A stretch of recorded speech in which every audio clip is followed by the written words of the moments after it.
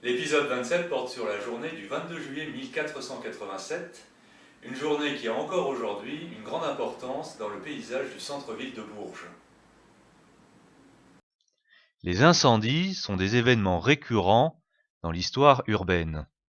À Bourges, on en connaît pour les années 588, 760, 1252, 1353, 1407, 1463, 1467, 1487, 1508, 1538, 1540, 1544, 1545, 1546, 1552, 1554, 1556, 1559, 1562, 1572, 1575, 1599, etc.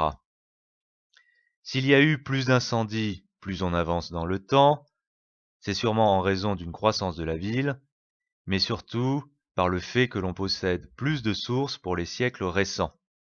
Certains incendies étaient assez localisés, comme celui de 1559, qui toucha le clocher et les voûtes de la cathédrale Saint-Étienne. D'autres feux ont pu toucher plusieurs quartiers de la ville, comme celui de 1252, qui ravagea en totalité ou partiellement les paroisses de Saint-Médard, de Saint-Ambroise, de Saint-Pierre-le-Marché, de Saint-Pierre-le-Guillard et de Sainte-Croix. L'incendie de 1487 eut lieu le 22 juillet. Il est connu sous le nom de l'incendie de la Madeleine, car les Madeleines sont fêtées le 22 juillet. Il débuta ici, dans la rue des Trois Pommes, ravagea les rues Gambon, du Puy de Jouvence, atteignit l'abbaye Saint-Ambroise, continua rue Pellevoisin, incendia l'église Notre-Dame, poursuivit rue de la Parerie, rue Mirbeau, rue sous les Cèpes, pour atteindre l'église Saint-Bonnet.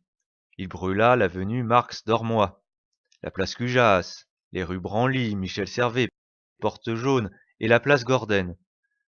Le feu de la Madeleine se prolongea rue de la Poissonnerie, rue Cours-Sarlon, rue de l'Hôtel Lallemand, rue Bourbonnoux et rue Nicolas Leblanc.